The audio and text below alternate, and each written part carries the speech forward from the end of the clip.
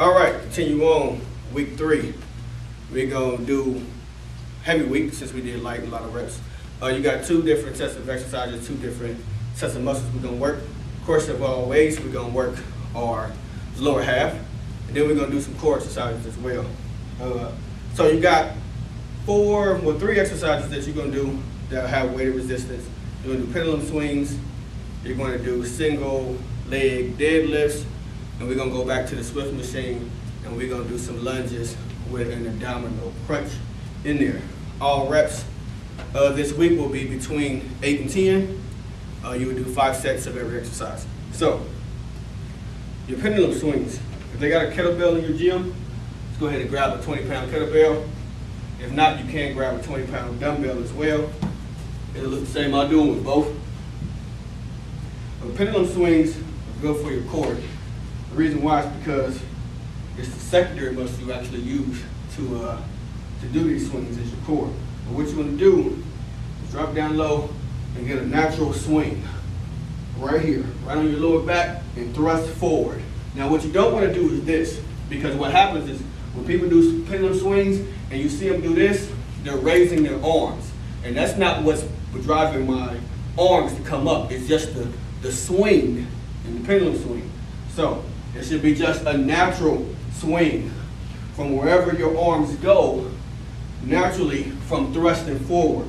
So remember, squat, squeeze. Squeeze your butt, squeeze your butt. All right? If you feel like you can do too many of those, then of course, up the weight. But same thing as if you had to get a dumbbell if your gym doesn't have a kettlebell. Exact same work. Boom. Boom. All right?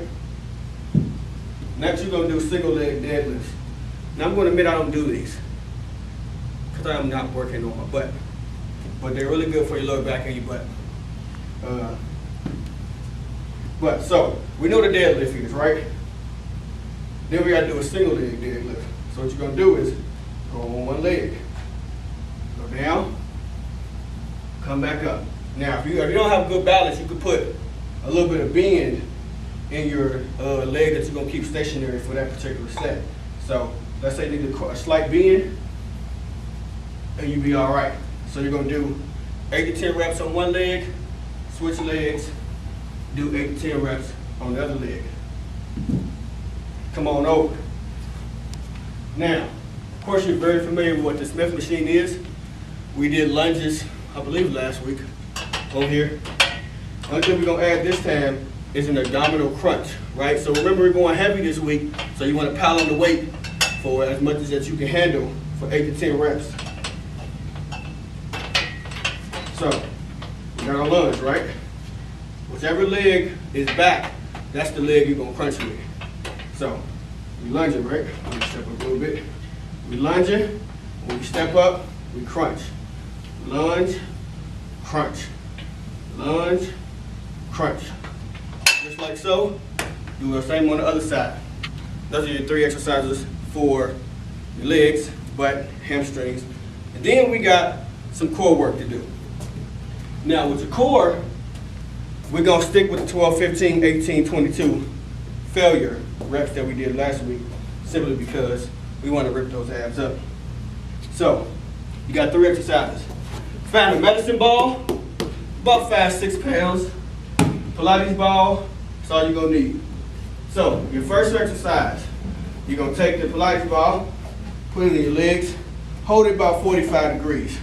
Come up, touch it. 1, 2, 3. 12 times, 15 times, 18 and 22. Next, what you're going to do are reverse crunches. So, boom. Kicking straight out. Right here. Reverse crunches.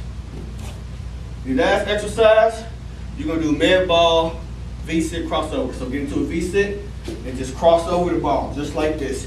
1, 2, 3, all the way to 12, 15, 18, and 22. Those are your workouts for the week. Check in. Let's get this work.